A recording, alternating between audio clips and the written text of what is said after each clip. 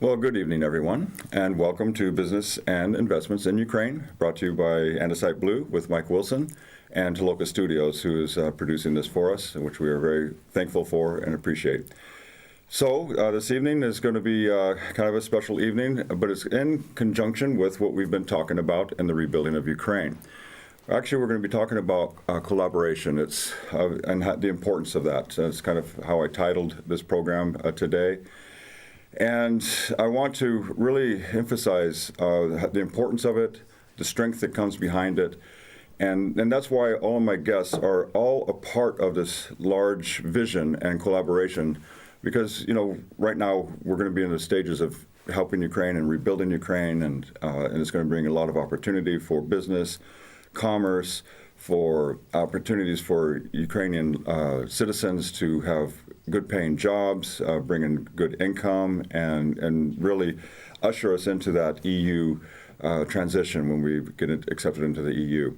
So all of this is just a big part, kind of like putting a puzzle together. And this is just one of the puzzles. So my special guest tonight, Iryna, I'll have her introduce herself to you, is part of that cog in the wheel and to help bring everything together. So without any further ado, I would like to introduce to you Iryna Dubrova. Iryna Dubrova. Yes. Very good. Could you tell us a little bit about you, where you're from, why you do what you do, and how really since what happened from February 24th to now? Mm-hmm. It's a lot. Okay, so hello everybody. My name is Iryna. I was born and raised in Chernigov town. It's a heroic town now after the invasion. It was occupied and they kick out the Russians. Yes. So it's a heroic town. I'm very proud of being Chernigov girl. And now I'm living in Kiev. The majority of my time I'm staying in Kiev. And also I can say I'm Kievlanka. Yeah. Oh, okay. By passport. By passport, yes. Very good, very good. Yes. How many years in Kiev have you lived? Half of life. Well, that's impressionable, because that's your whole, almost your whole adult life then, right? Yeah. Okay. It's like this, yeah. Okay, very good, very good. And tell us about what you do. What is your passion and your profession? I do interior designing, renovation of apartments, and managing the property. Okay. And has anything changed since February 24th of last year? Yeah, of course changed. Okay, well, go ahead and tell us a bit. Everything, stop. The stop. The stop, yeah. Yeah, so it's really affected you and many people. It's affected me, it's affected everyone. All Ukrainians been affected, one in another way. Even who are abroad now, believe me, they're also caring and their thoughts are here. Yes. Maybe their body are there, but their thoughts are here in Ukraine, their mind, because they have families, everyone, yeah? And they're caring, yeah. I've been also myself, 24 February, I was not in Kyiv physically, but my heart, my thoughts was in Ukraine. So, and I had so many of my friends also who left abroad, and they said, you can't relax. It's not like a vacation. Some might be in Spain, some might be in Italy, some might be in Turkey, some might be, and they have no opportunity. Even though there's beautiful beaches, there's warm sun, they don't feel that they can relax, and it's not a vacation for them. It's not like, because your mind and your body, you're all non-stop watching the news, what's going on. When I was there, I was, shocked and worried more than I'm here now. Mm-hmm. And your mom was still in Chernihiv during this time, correct? Yes, she was in Chernigov, and when it was, Chernigov was occupied, and before the occupation, when it was not sure, I said, listen, they say maybe you will move. She said, no. She stayed. Yeah, she said, I'm a queen in my land. That's it. I will not go anywhere. Wow, that's.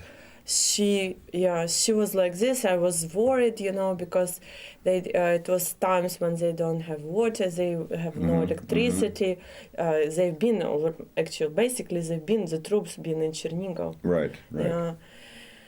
And so that just put more stress on you. It was so much stress of me, yes, because when it was 5 days that I cannot reach her, because it was no Wow. electricity. You know, they cannot charge. Basically, they cannot charge their phone because no electricity. Yeah, so everything dies. All town. No internet. They have Yes, nothing. all There's- town. So me with my friends that are also abroad, we was contacting someone who I can go and see how they are, if they're alive. We was watching in the internet videos like what areas they were shooting, because they were shooting there. They were just going and wanted people to make scared. They were just shooting houses. Can you imagine? Yes, yeah. No, I know. It was people. It was article where it's that it's people was standing in a queue for bread, you know, and they shoot them, just to. And then we was watching it, and my friend, she said, "No, it's not our area. It's too far. They will not go there for bread." But can you imagine what No, kind of stress it's like? I personally cannot imagine. It was very hard, yeah. But I mean, what I can relate to is that when I was a father and my children were out playing or with a friend's house and they were supposed to be home at a certain time, and they weren't there, and then 1 hour went by and I couldn't contact them and couldn't reach them. My older children, we didn't have cell phones, you know, so it wasn't, you know, so they had to be at a certain time. And 1 hour goes by, 2 hours go by, and that anxiety, first you're worried about them, and then you want to kill them when you see them. Why do you make me worry like that, you know? So I can relate in a sense of it's this. It's a little bit, how to say, nobody was shooting in the streets. Where is No, nobody, yes, but there was there's still bombing. kidnappings and things like that could happen in our cities, you know? Yeah, I was upset that she didn't want to go out. Of course. Yeah, but then when she said, okay, you know, then I called these guys who was volunteers who helped, and they said last day the last car gone, and then the bridge bombed. We cannot bring anyone. Wow. Because they say if somebody wanted to come out, they're shooting. People was in the boat trying to come from one side of the river to another side, correct. and it was people, it was children, and they shoot them. It was horrible. But I will tell you now that my mom, she done correct thing, because for herself she done correct thing. Yes, I was worried, but when I called her, I said, "How are you?" Yeah, and what is it? She said, "I'm busy. Listen, I need to charge my phone. I need to go and take the water. Everything, all time. I have occupation. I'm busy. We're alive. Don't worry." And I said, "What about food?" She said, "We're sharing." So they become so much united, whole family, because all my family from Chernihiv, yes, yeah. They all stay, they take care about each other, you know, my cousins, my friends, everyone, you know, and they help each other somehow, you know. And they help the volunteering, they help other people, you know. Actually, basically, the troops, they come to Chernihiv, but people, they threw them out. They took, the guys was driving bicycles, was making cocktail, Molotov cocktails, and they were shooting to them. Throwing. Yes, they were throwing to the guy to where they were bases. You know, that's how they come, and then so that's how Chernihiv stays basically, because they all unite and. I remember during that time, I don't remember little details that you're sharing now, but I remember during that time that the mayor was very brave in Chernihiv. You know, that there was stories and reports coming out, you know, that he was standing his ground, you know, and he was helping and he was involved with that, you know. Yeah, so, whole town was involved. Yeah, so that's amazing. That's amazing. And that's the spirit of Ukraine, which is amazing. And that's what makes Ukraine so beautiful internally. It comes from within. It comes from within the heart. And that's what, even before all of this happened, I was already seeing these things years before Russia even invaded Ukraine in 2014. So this is a spirit that dwells and lives inside. And when catastrophes like this happen, when bad things like this happen, everybody pulls together and makes it work, and to survive and live and to be safe.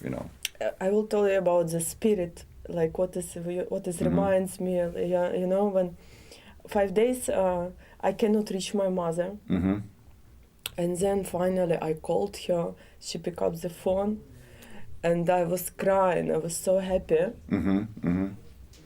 And this is what I said about this. You know what she told me? She told me, listen. She said, stop, don't sniffle. We are alive. Don't. Yeah. 'Cause No, I know exactly what was, that means. Yeah. we are alive. Don't sniffle.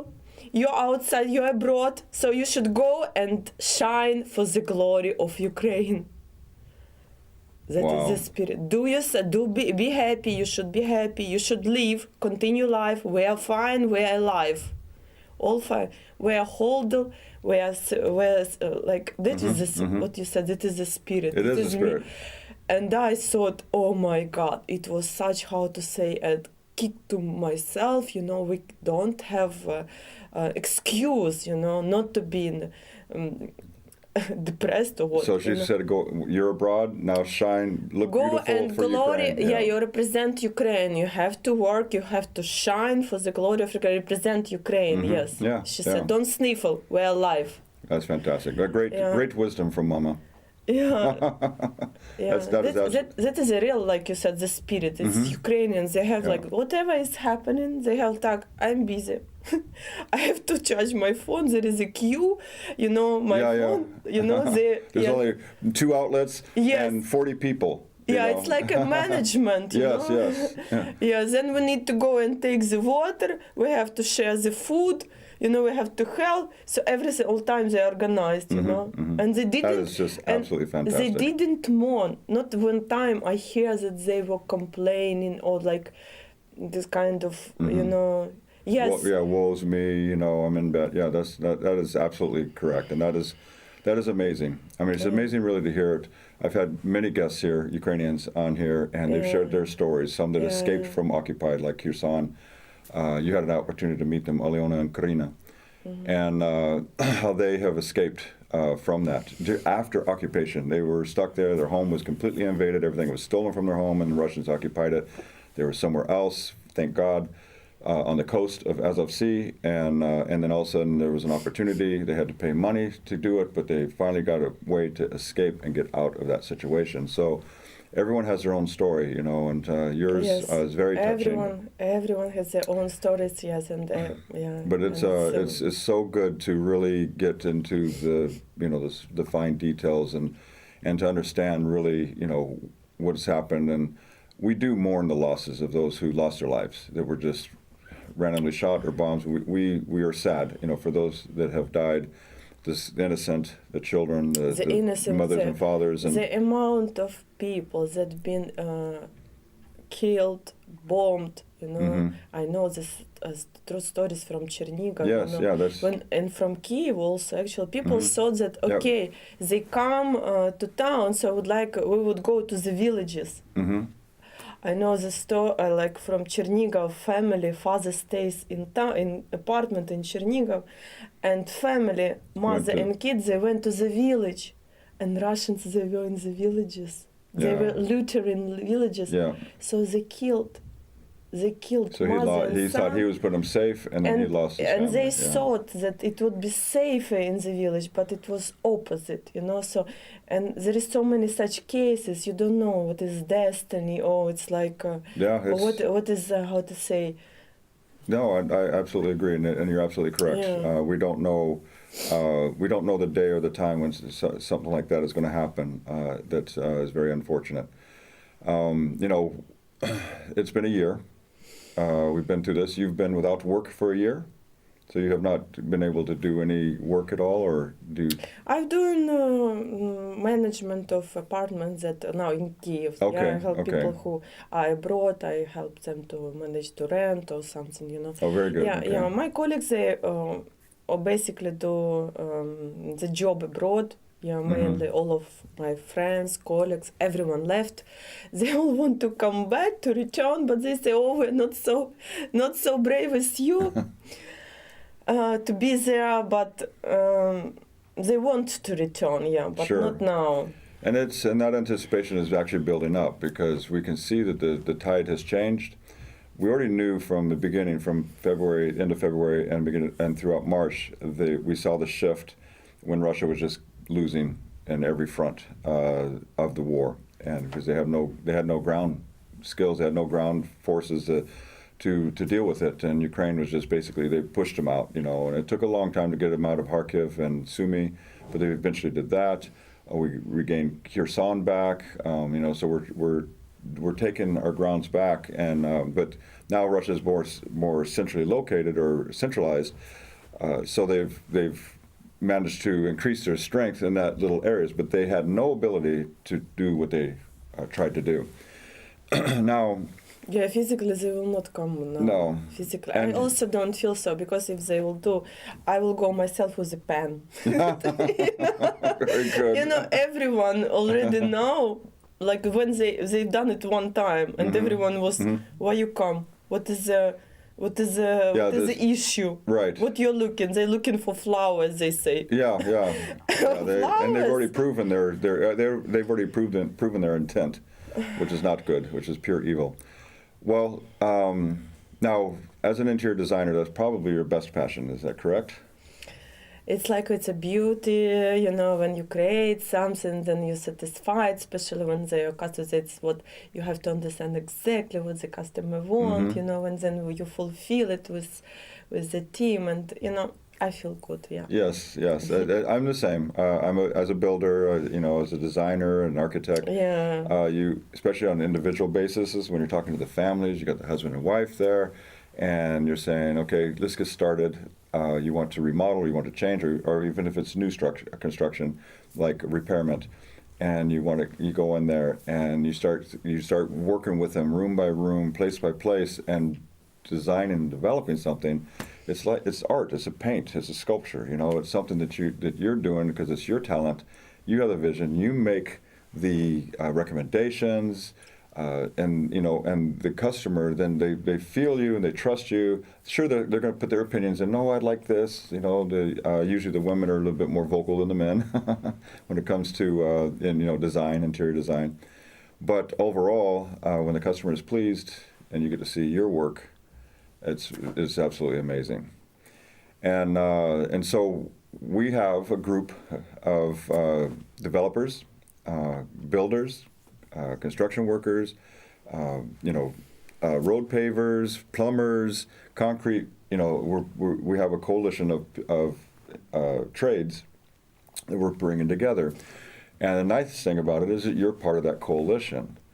And so even when we do the pre-manufactured homes, you get an opportunity to work with individuals and even work with designers and architects to create a very warm atmosphere within these homes that are being prepared and delivered and installed for our Ukrainians who will be coming back, you know, into Ukraine that have lost their homes, you know. And so, you're that one piece of the puzzle that we all need, you know. And so you and your co-workers and your compadres, as we would say, will be able to work as a team. And because it's actually going to be a huge influx of work required, and so it'll get to be overwhelming from time to time. But believe me, I love to be overwhelmed when it comes to something that I like to do, Yes. because then you wake up excited, Yeah. what you get to do that day, Yeah. you know, and the excitement of the finished product or the process of the work, you know, and everything. So. And the excitement of relationships that you develop along the way, they become your friends forever, you know. And the people that you work with that have to trust. Okay, this needs to be installed now before we can move on to this. You know, we got flooring to do, we got this to do, we got all kinds of other things that need to be done. But sometimes the flooring needs to go down before the cabinetry goes up, and blah blah blah. You know, so all of those have processes, but each person has their role and their place, you know, and so organization, coordination, and planning and all of that, which you would be a part of that as well, all has to work together. Looking forward. Yeah. It's going to be exciting. And we can feel also the shift, even within the war. We see the desperation going on with Russia, that they're just sending bombs out, bombs, missiles, cruise missiles, drones, and blah, blah, blah. And they've been attacking the infrastructure of our power grid, they've also just been randomly bombing apartments and housing and just ridiculous. And that's an old tactic of we've already lost, we don't care. We just throw our stuff out, and we don't care who it hurts, how it hurts, what it destroys, and like that, because we've already lost. And it's just a real wicked, and throughout history. This isn't new. Did you talk with Russians? Have I talked with Russians? Yes. In America, I've talked with Russians, but not Russians now. No, I've talked with them. Okay. You know what they're saying to me? Tell me. I was shocked, and they were saying me, when it was I will tell you in October. Mm-hmm. I think October. Okay. Yeah. Okay. Say, you're sitting. I said yes, without electricity, but we have candles. And anyway, we open the window and shouting, Yes, Russia, yes. Putin, we say how? We are doing it for you, for people organized, and go get out your president. So they're doing it permanently for the reason to make us gazette and take out our president and our governors.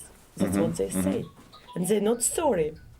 No, that's the propaganda and the lies that they've been fed. Yeah, that's what been but so many of them, they are supporting Putin. Yeah, they think that they're liberating Ukrainians. Yeah. Yes. From what? From our houses. Yeah, and yet when they arrive to Ukraine and they're like shocked, oh, they live better than we do. Exactly.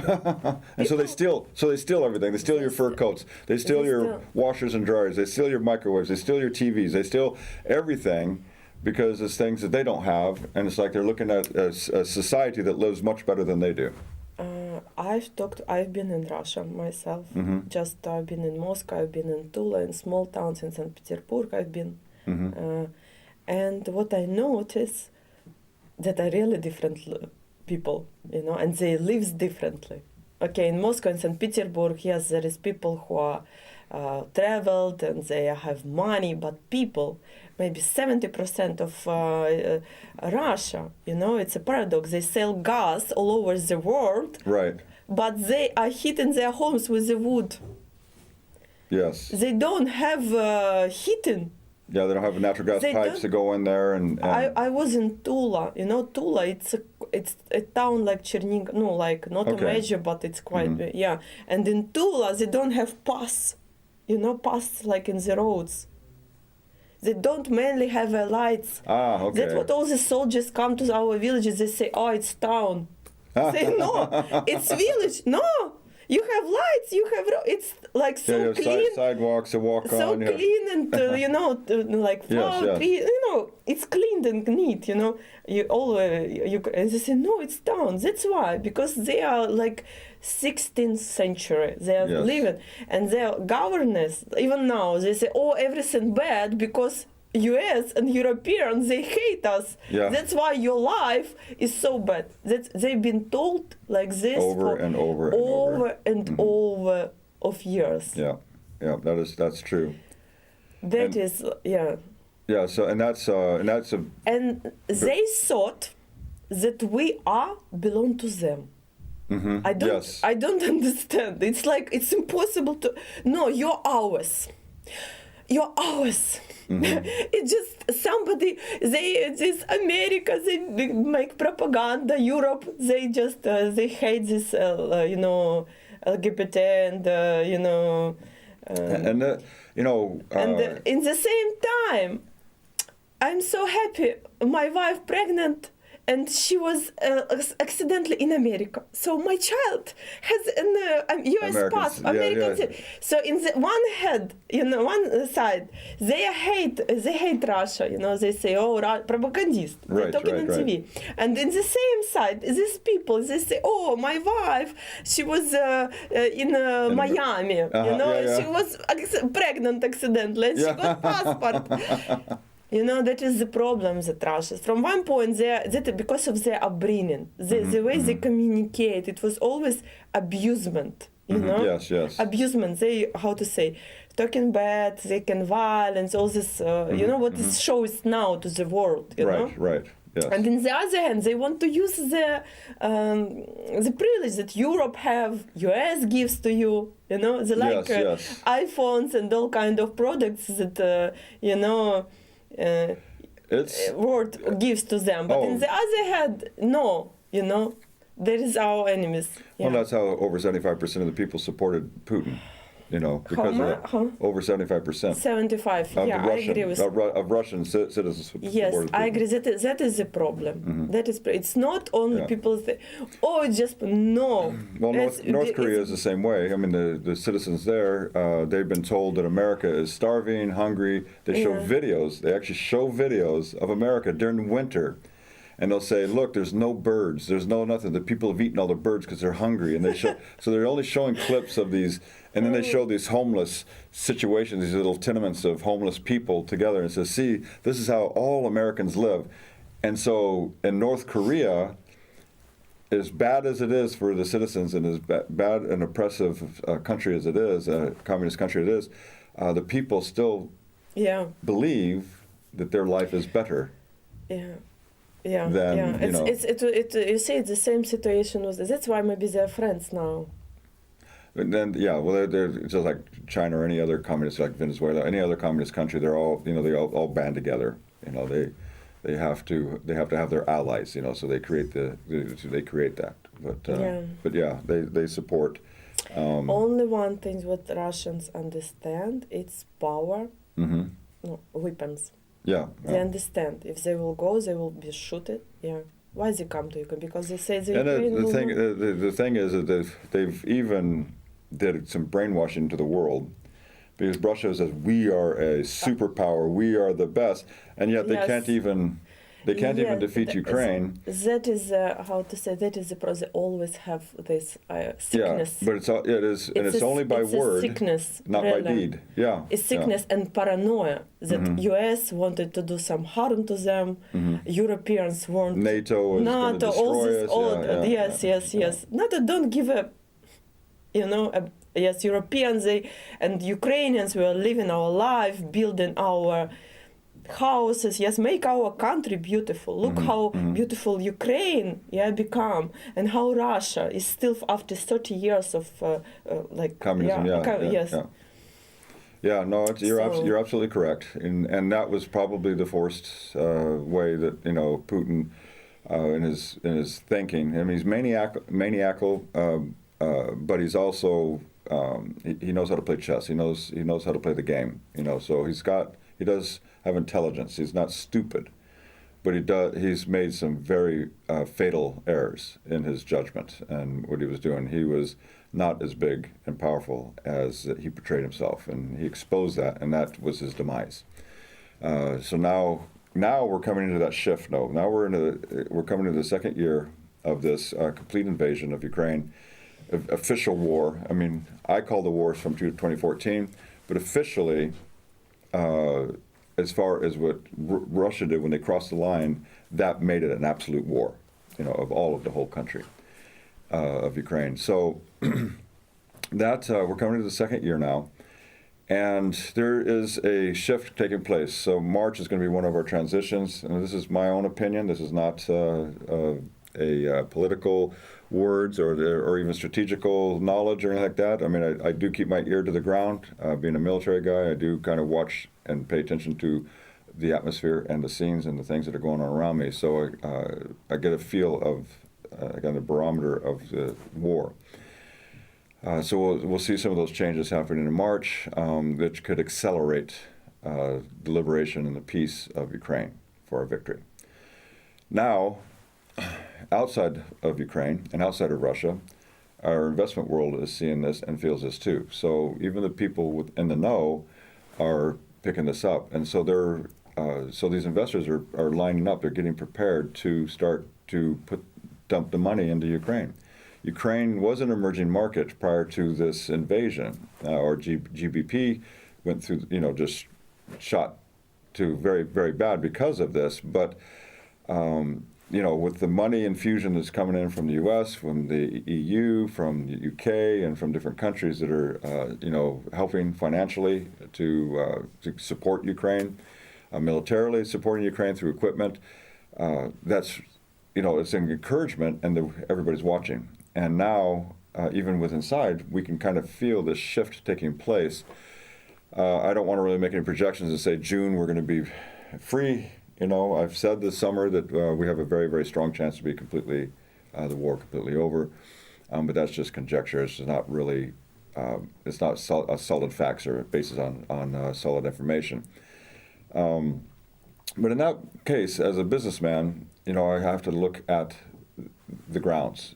Ukraine is still an emerging market, but more so now as it's the focal point of the world. It is the center of the world right now. So Ukraine was always called the breadbasket of Europe. Mm-hmm. But the world now saw that it's the breadbasket of the world. We supply, 60% of all of the sunflower oil in the world. Ukraine.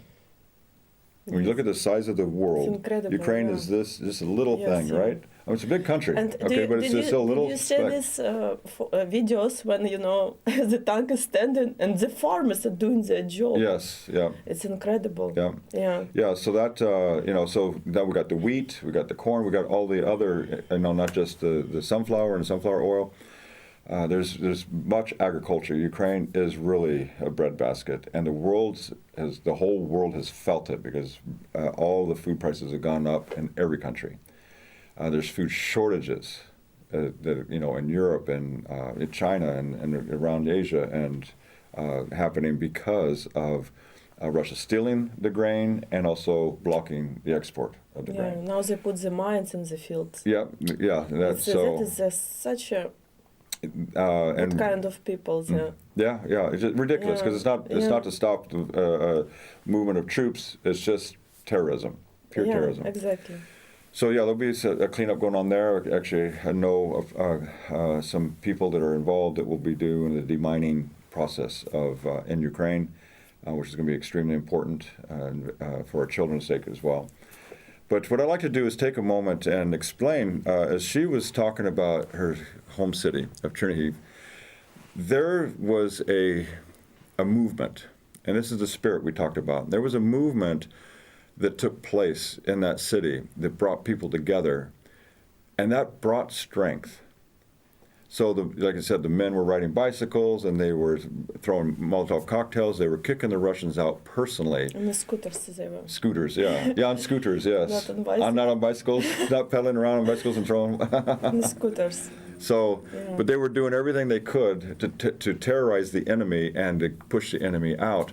Yeah. But, Mama, Mama and everybody said, I'm busy. We have this to do. We have these tasks to do. We're sharing our food. We're gathering water. We're doing all of this to make it work, to survive, to be healthy, to make it through the winter. Which during that time it was cold. That last year in February, March, it was a cold season, and so those are important things. That's called collaboration. They cooperated with each other to make it work, and it gave them strength. It gave them peace. They had one another, and so there was no fear inside of them because they knew what they needed to do.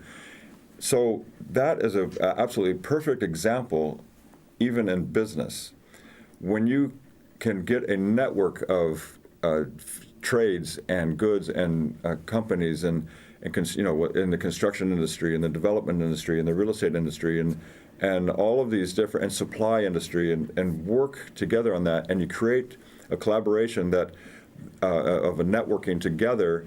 It creates a strength and the ability to recover quickly. You can rebuild quickly these cities and villages and towns, and we have a lot of work to do. There's trillions of dollars of damage done in Ukraine. So it's not we're not looking for monopolies. We're looking for everybody to work together, and each person has their place to fit inside of that group and inside of this organization. It's called a co-op in America. Co-ops.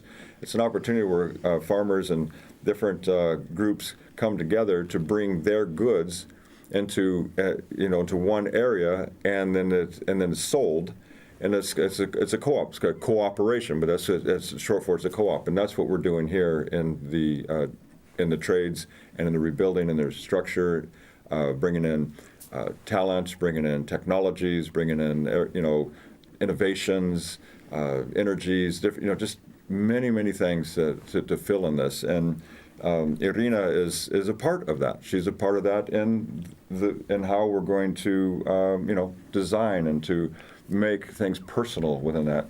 I'm a builder. I kind of build the frame. I build the house. I build. I structure. That's what I did in America, but I didn't decorate the inside. I needed somebody else like Iryna to come in, and then she takes over. So I build a shell. I get the things ready. I get everything done and ready, and then she comes in and makes it nice for the family and the homes. So that's nice and functional. Yes. Well, exactly. And this also works in a collaboration of many companies and many organizations coming together. This also works, and then we can break that down even more into investments. Instead of investing in the high-risk, cryptocurrencies or the high-risk money exchange, high-risk stock markets, penny stock, those are fun things to get involved in. But you take such a small percentage of your income, your smallest percentage of your worth, and you delve into those things and dabble a little bit here and there. So you might hit a boom. You might hit something that's going to turn over the next year and give you 100-fold or 150-fold, like Bitcoin did when it was young and just blew up. So the people got in on that early. They're the billionaires right now. But you're not going to see anybody become billionaires right now and that type of thing. And there's a lot of losses along the way because emotions get involved.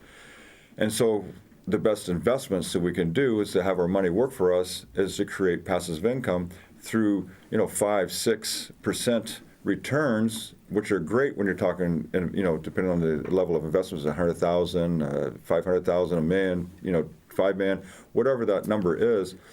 Those are solid investments because they're much lower risk. They are diversified risks. So the same way with the bonds that Andesite Blue sells, those bonds are invested and diversified so that we guarantee the returns of 7 to 9%. And that gives you the security to know that your money's working for you, and it's above the average, the inflation rate. Usually the inflation rates are 3, 4, 5%, depending on variances in the markets in the countries.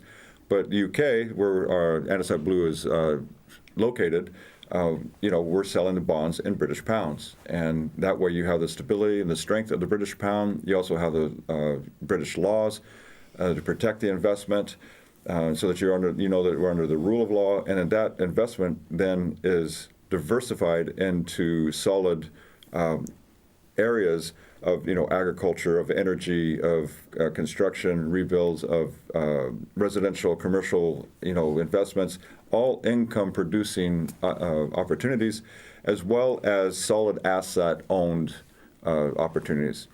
So that way all the bonds are backed up. But again, it's a diversification, and now you can feel the strength of the collaboration, not just one risk area. We don't want a one risk market, because now I wouldn't do that with my money. I wouldn't burn all my money at the casino, and then lose my house and lose everything in there. I know people have done that, and I'm not, it's when it becomes part of an emotional thing that people can't control. So sophisticated investors and disciplined investors, they're not willing to risk that. They're not willing to do that with their money. They want their money to work for them and to bring those returns. And the instruments that we use is a bond instrument, and the investment that we work in is Ukraine. And so Andesite Blue has the company that we've designed and developed here is called Andesite UA, and their focus, their whole team, the whole team that we have, the law firm, which is IQO, the team members on our site. If you go onto the site that's at the bottom of your screen there, you look at team members, you'll see the depth and the skill and the level of people that are working with us. And again, that way it's not rested upon me to try to make all those decisions. I can rely on the experience and the talents of each member of our team to ensure that we're making the right decisions, where the money's going in the right place to bring the best returns to secure the bonds that we sell and for the investors, and give the investor the peace of mind knowing that he's going to get the return that he expected. And that's one thing about bonds, is that they're a fixed rate, they're not variable. And that way you know exactly what you're going to get, you know what your money is going to do, and you know what's going to come back to you. Whether you want to do an investment bond through quarterly or annual returns, or if you want to do a growth bond, which is what we call a bullet payment, where it's paid at the maturity of the bond, so of a 3 or 5 year bond. But so collaboration is really the best course. It's the same thing with capitalism. You know, capitalism is cooperations of companies and goods and trades working together to grow, to bring a profit to your family, to bring, to work hard, to produce something, or to create a shell, to sell something that's produced. Ukrainians are great at producing absolutely very quality products here. And, so that's one part of the capitalism. The other part of the capitalism is retail, wholesale, and all of that. That's how it all works, and that's how we, as a nation and as individuals, become independent and live a life of our dreams, the life that we want to have. And that's how all of this comes together. And so I was very thankful, Ira, for coming and joining me. Thank you for inviting. Yeah, your story was very touching, and it's a part I haven't heard, and it was very moving, and I really appreciate you opening that up, just about your city and what was going on there. Some of it, of course, is the reality of it is not always happy, but the end result of it, I just love what your mom said. Go and represent you. You're outside of Ukraine right now. Go and represent. Be beautiful for Ukraine. And that's the spirit of Ukrainians. So I want to say thank you, gratefulness for Americans, for Europeans, for whole people who support in Ukraine. We really feel it and we appreciate it. And I want to welcome you. Come to Ukraine, invest, just to visit, whatever. Come. Even visiting is investing, because that is the tourist industry is actually a big industry that produces incredible. commerce. It's like, I don't know, it's like a miracle land, Mm-hmm. It's really what is with what was going on, it's like cover, with like God help us now. I can feel it's like kind of energy. It's beautiful. Yeah. Hospitality is like in a highest level, Yeah. And also, it's like spiritual. It's very healing. A lot of that, yes. There's so please, a good opportunity you're welcome. for that. Thank you so much. Yes. And it is our pleasure as a foreigner. Actually, I'm a resident of Ukraine, but still as a foreigner, to come here and be a part of that beauty and to experience it and feel the warmth. And so even. Nobody looks at me as a stranger. Everybody embraces me as just part of your culture, and I really, really like that. So thank you for joining us this evening. I hope you were able to receive something and get some information that will be helpful, and also just some awareness and knowledge of what's going on. And so have a wonderful evening, and we will see you again next week. Bye-bye.